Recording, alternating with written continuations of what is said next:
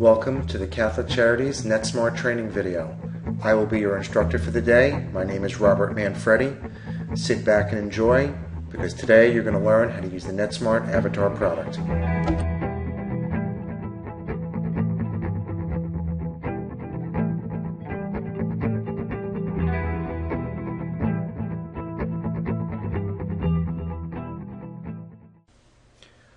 Welcome to the introduction to the Netsmart Avatar product. We will be covering the user interface for the clinical staff. What we are going to do is we are going to start with learning how to log on to the Avatar system and how to launch it. This is my desktop, and from here I'm going to open Internet Explorer. Once in Internet Explorer, you can either type the address to get into the Avatar product up here in the address bar. You can click a quick link, or you could have it as a favorite. For me, I'm going to launch it from here.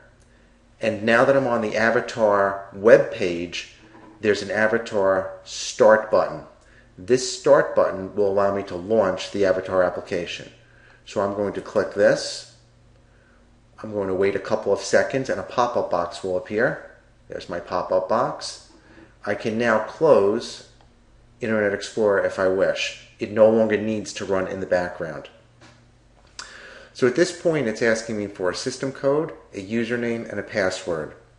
For our test environment, the system code is UAT, and if you're in chemical dependence, it's CD. If you're in mental health, it's MH, then the word live. So UAT, CD live, all in uppercase. For myself, I'm going to be logging in as a clinician who works in the Chemical Dependence Hampton Bays office. I'm going to enter my username, and this is going to be your standard username that you use in all of your applications at Catholic Charities. Whether you're going into Windows or whether you're going into Power Tools or Acumed, it's that same user ID. For here, it must all be uppercase. So I'm going to type mine in for a fictitious clinician called Betty Baker, and I'm going to put the password in. Now the password is going to be unique for Avatar. Of course, you can make it the same as one of the others, but it must be case sensitive. So however you typed it, whether you typed it in lowercase, whether you typed it in uppercase, whether you typed it in mixed case, you must repeat it in that same case here. I'm going to click sign in. A pop-up message appears saying that there are one or more items within my workflow management to-do list. This is going to be the to-do list that you're going to see in the upper right-hand corner when we go into the system. We'll just let that load. This is my to-do list. This is what that pop-up message was referring to. What it's effectively saying is that I have outstanding work that I have to do. And we'll get into that in a moment. The first thing I want to do is talk about how to navigate the screen. First off, we have a header bar up here. We're going to discuss that first. This header bar has a home button. All right? The screen that we're looking at right now is the home screen. If we had opened up additional forms, which we will in a moment, you'll see those forms appearing across this bar. So it will allow me to have multiple forms open simultaneously and or reports simultaneously that we could just click back and forth and look at different open forms. To the right, we have a courses button, which we will not be using. Preferences, we're probably not going to allow you to do. Lock. Lock is very important. What locking allows you to do is if you need to step away from your desk in the middle of the day, you have the ability to lock the screen, and it will bring back up the screen that you saw previously where we logged in, and your session will say locked in that current state. So if you're in the middle of the day, you need to use the restroom, and you don't want anyone touching your avatar screen or seeing anything that you have on the avatar screen, you lock it. This system will go back to that login screen that you said that we saw before, and it will give you the opportunity to step away from your desk, and when you come back, you're able to pick up exactly where you left off. Sign out is not going to be relevant for you. Switch will not be relevant. And we have help. We click the Help button. We have lots of choices, but there's only two that are probably going to be relevant for you. The Avatar Practice Management, which brings up a web page that allows us to take a look at how we handle some of the back-end functions, client management, practitioner services, and you can drill down on the left-hand side. We close this. You also have within Help the ability to go to CWS. This is most of your form processing, such as doing treatment plans, progress notes, diagnosis, as well as some workflow and modeling things that are not relevant for you in your responsibility. So we will close this. There's also help available on most of the Avatar screens. So when you're in the system and you're on a form, on the left-hand side is usually a help button that'll give you context-sensitive help about the topic that you're on at that exact moment. So let's take a look at what the different sections of the screen are. Each of the different sections of the screen are called widgets. For example, this is the client and staff widget. This control here, from here to here, is the client and staff widget. This is the staff tab as part of the staff and client widgets that's irrelevant for most people's usage. So we're going to skip that and we're not even going to go into that at all. And the client side allows you to do three different things. One is to look at your My Clients. Your My Clients are clients that have been assigned to you or a client that you have an appointment for in the future that may or may not be on your caseload. We also have recent clients and search clients. As you search for clients, those names will appear under recent clients. That recent client list, though, will get deleted and refreshed back to blank the next time you log off the system and log back on. So it's a temporary recent client list. Searching allows you to search for clients by both their name. Let's see if we have Velez in the system. And we do. Bob Velez is there. If I click him twice, let's try that again. He will appear on the recent client list, just like we said. So when you search for a client, they appear on recent clients. You also have the ability to open up the chart from the recent client list by double-clicking within recent clients. I'm double-clicking, and this is the client chart for Bob Velez. And we'll come back to this in a minute. I'm going to switch over off of our header bar here to go to the home screen.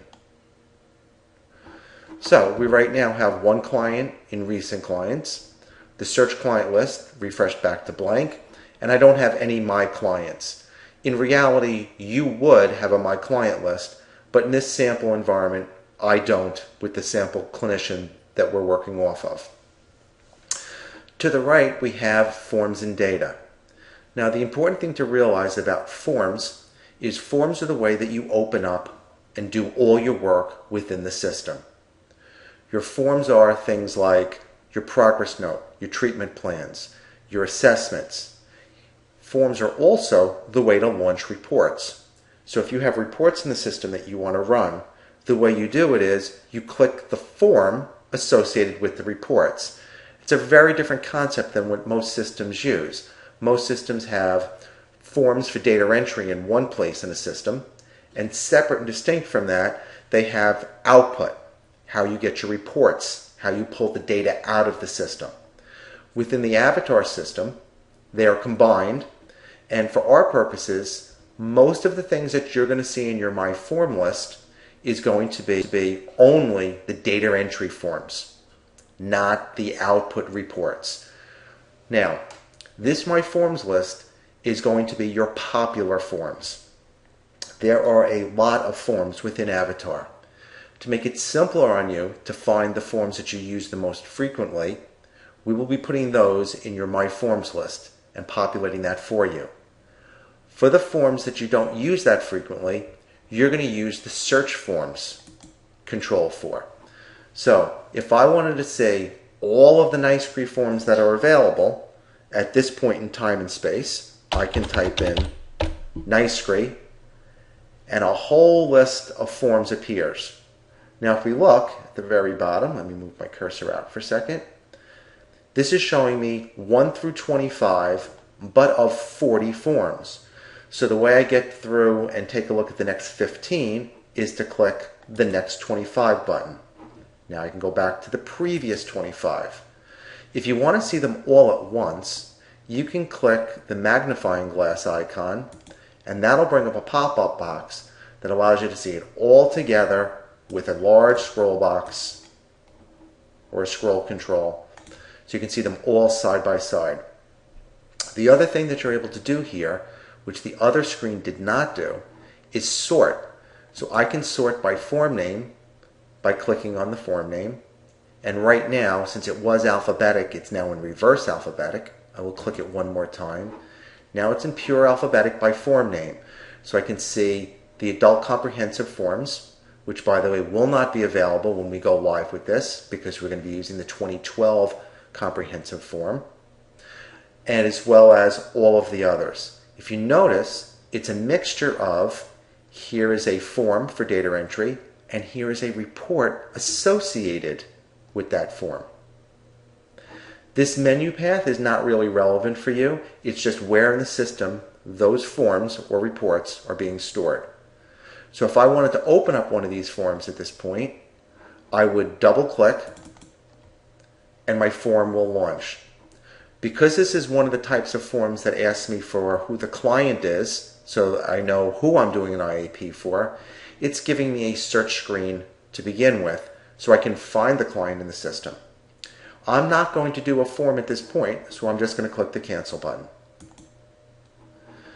Now, similar to how the recent client list works, the recent form list is recent forms that have been opened and you have saved data on. Since we brought up that NICE-GRI IAP but did not save any data on it, it is not appearing in the recent form list. And just like the recent client list, at the end of my session, when I log out, this list will revert back to blank, just like I'm seeing now. Next, the My To Do widget. This is an extraordinarily powerful control.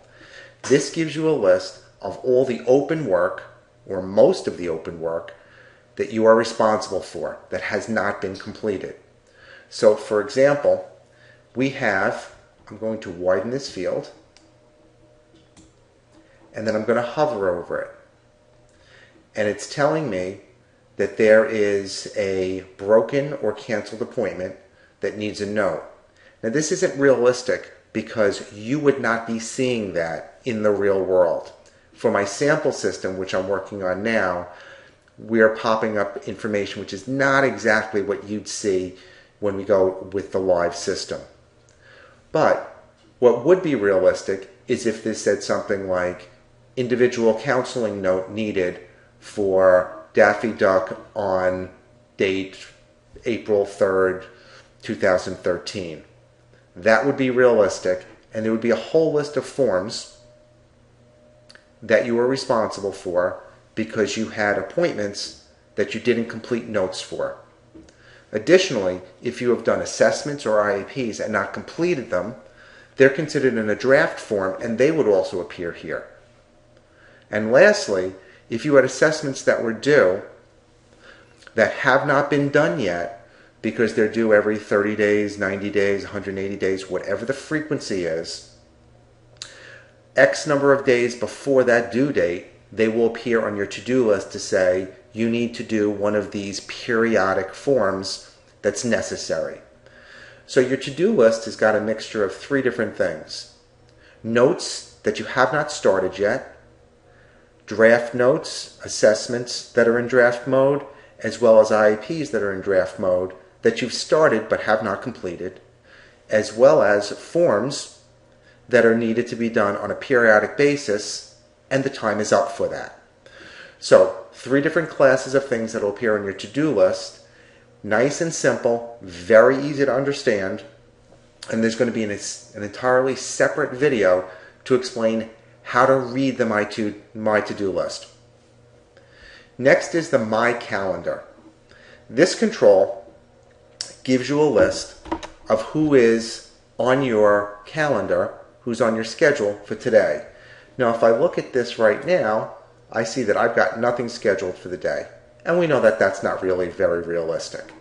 Let's take a look at yesterday. Yesterday, I think I might have an appointment or two. I guess not, but I definitely know on Wednesday I did. So let's go back to Wednesday and let's scroll, and we can see all of these appointments which are scheduled. The only thing I want to point out, and again, it's not very realistic that Henry Ford, one of our clients, would be coming in 4 times. All right, this is sample data. But the things I want to point out are, A, there are icons on the right-hand side, which we're going to go over in another video, but just suffice to say, it's a very simple way, visually, to know what the state of each of those appointments is. I think we can pretty much guess, though, that a red X means that it's canceled or broken. And if we slide down, we see that we have blocked off some time, and we have, to restate, we have 2 appointments that are double booked. Now, double booking appointments we don't do at Catholic Charities.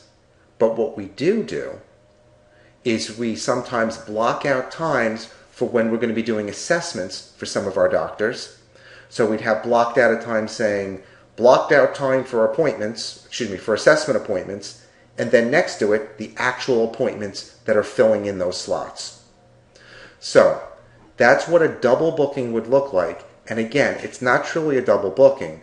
In the case of what we would normally be doing, it's blocked off time and then the actual appointments next to it. So this is a very, very powerful tool to see what you've got for the day. It's another reason why we don't need paper in this agency anymore when it comes to things like schedules, because you can see everything online, live, in real time. If we go down to the bottom, we have 3 widgets across here. These widgets, or at least these left 2 ones, for problems and vital signs, will very likely be replaced out with a combined, more powerful widget. The one to the right is client episodes. An episode is a very important concept within the Netsmart product. An episode is an enrollment block. A person is pre-admitted on a certain day. We may or may not admit them, and then we discharge them at some later point in time when they're no longer going to be receiving our services. That whole block of time is called an episode. And everything you do to a client, or virtually everything you do to a client, within the confines of Catholic Charities is done within an episode. So we don't do a progress note for John Smith. We do a progress note for John Smith within a very specific episode. So when we start learning about how all the forms work, you're going to find out that whenever you do a form, you have to pick the episode first. Whenever we do reports, the reports are all going to be based upon specific episodes. So everything is episode based, much more than you've ever dealt with in the past, and very different from the concept of how QuickDocs, if you're a QuickDocs user, how that operates. So let's take a look at these bottom widgets for a moment. These are special widgets that are controlled by the My Client widget. If I highlight a client, these 3 widgets updated. So it's showing me the problem list for Bob Velez. It's showing me the height and weight, which are the only things that we care about in the vital signs widget. And we're showing all the episodes that Bob has that I am able to see. Since I'm a clinician in Hampton Bays in this example, I am only able to see the enrollments or the episodes that Bob would have in Hampton Bays or Comac. Basically anything within chemical dependence.